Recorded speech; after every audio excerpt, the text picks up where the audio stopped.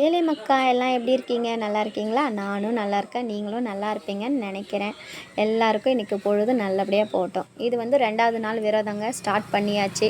Start பண்ணதுனால போயிட்டு குளிச்சுட்டு சாமியெல்லாம் கும்பிட்டுட்டு அப்புறம் தாங்க சமைக்கவே ஸ்டார்ட் பண்ணுவேன். காலையிலேருந்து ஒரே மழை. உங்கள் ஊர்லலாம் எப்படி? எங்கள் ஊரில் செம்ம மழை காட்டுன்னு காமிச்சிடுச்சு. அப்புறம் என்ன, மழையை கொஞ்சம் நேரம் என்ஜாய் பண்ணிவிட்டு அதுக்கப்புறம் என்ன, வாங்க கிச்சனுக்கு போகலாம். என்ன சாப்பாடுன்னு பார்த்தீங்கன்னா, இன்றைக்கி காரக்குழம்பு, வாழைக்காய் பொரியல், கேரட் பொரியல். கடகடன்ட்டு உலைய வச்சு சாப்பாடு ரைஸ்லாம் போட்டு கேரட்டை சீவியாச்சு. சீவிட்டு கேரட்டும் பார்த்தா மழை விடுற மாதிரி தெரியல. அப்புறம் என்ன, டோரை திறந்து வச்சுட்டு மழையை பார்த்துக்கிட்டே சமையல் வேலையை முடிச்சுட்டேன். நான் முடிச்சுட்டு சமைச்சி முடிச்சுட்டு அதுக்கப்புறம் என்ன, மாமாவுக்கு ஃபோன் பண்ணேன். மாமாவும் வந்தாங்க. அதுக்குள்ளே என்ன, நம்ம சாமி வேலையெல்லாம் ரெடி பண்ணி வச்சுருந்தா மாமா வரவும் சாமி கும்பிடவும் கரெக்டாக இருக்கும்ல. அதுக்கப்புறம் போயிட்டு இலையெல்லாம் நம்ம தோட்டத்திலே பறிச்சுக்கலாங்க. அது ஒரு நாளைக்கு ஒரு பிளாக் எடுத்து போடுறேன்.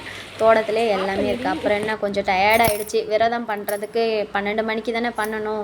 சரின்ட்டு கேரட் கொஞ்சம் தேங்காய் போட்டு ஒரு ஜூஸ் எடுத்து கொஞ்சம் குடித்தாச்சு. அப்புறம் பார்த்தா சாப்பாடெல்லாம் ரெடியாக இருந்துச்சு. மாமாவும் வந்தாச்சு.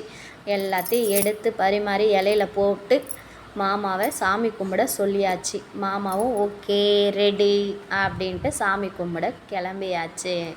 அப்புறம் என்ன, முருகா வெற்றிவேல் முருகனுக்கு அரோகரான்ட்டு சாமியும் நாங்கள் கும்பிட்டாச்சு. சாமி கும்பிட்டுட்டு அதுக்கப்புறம் சாப்பிடலைங்க. 12 மணிக்காக சாப்பிட்டுக்கலாம் அப்படின்ட்டு சாமி மட்டும் கும்பிட்டுட்டோம். உடனே வந்து கடைக்கு கிளம்பி போயிட்டோம். போகிறப்பெல்லாம் செம்ம மழை. என்ன பண்ணுறது, எங்கேயும் நிறுத்த முடியாது.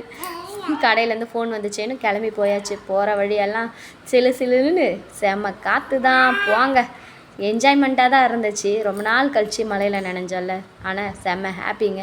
நீங்களும் சந்தோஷமாக இருக்கணும்.